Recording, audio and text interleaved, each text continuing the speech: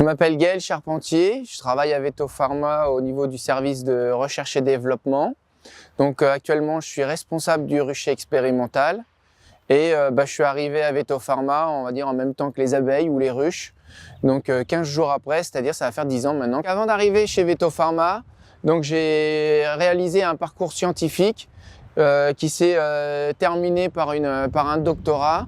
Et donc cette thèse était en lien avec donc de potentiels futurs acaricides, plutôt biologiques, et c'était en partenariat avec un apiculteur professionnel du Tarn. Qu'est-ce qu'on fait exactement en rucher?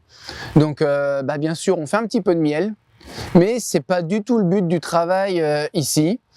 Donc en fait, en réalité, on passe beaucoup de temps à homogénéiser les colonies pour réaliser des tests derrière. Donc en fait, pour les tests, on a des protocoles à respecter, voilà, qui sont définis avec Rémi Padet.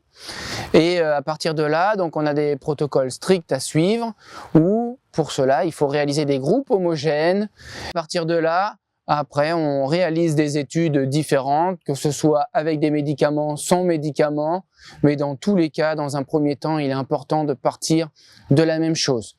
Donc, qu'est-ce qu'on fait lors d'une étude? Eh ben, on va suivre le développement des colonies donc tout au long de l'étude. On va faire le maximum pour pas qu'elles essaiment, de façon à garder quelque chose de plus intéressant pour un apiculteur. On va regarder les récoltes de miel, on va bien sûr regarder leur infestation, les réserves, les productions en miel. Voilà, on va regarder un peu tout ce qui pourrait intéresser un apiculteur. Depuis mon arrivée à Veto Pharma, on a pas mal de pratiques apicoles qui ont été changées.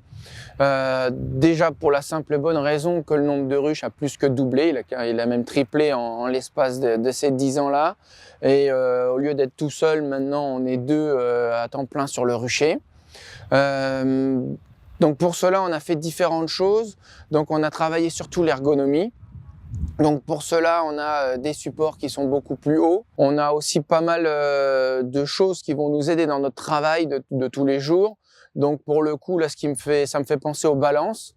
Donc les balances nous permettent de suivre les colonies à distance. Et on a aussi investi dans un compteur à varroa. Donc c'est un scanner qui nous permet de compter les varrois directement sur les feuilles. Et donc on a pu le faire à la main. Donc on gagne un temps précieux qui nous permet justement d'avoir plus de ruches, de faire plus de tests et de pouvoir développer ce rucher expérimental. Donc les différentes qualités requises pour réaliser ce travail, je dirais que dans un premier temps, déjà c'est la passion, parce que ça demande quand même pas mal d'investissement. On est toujours sur quelque chose de saisonnier, et quand c'est la saison, c'est la saison, il faut y être. Et après, bien sûr, pour tout le côté scientifique, il faut forcément de l'organisation et de la rigueur.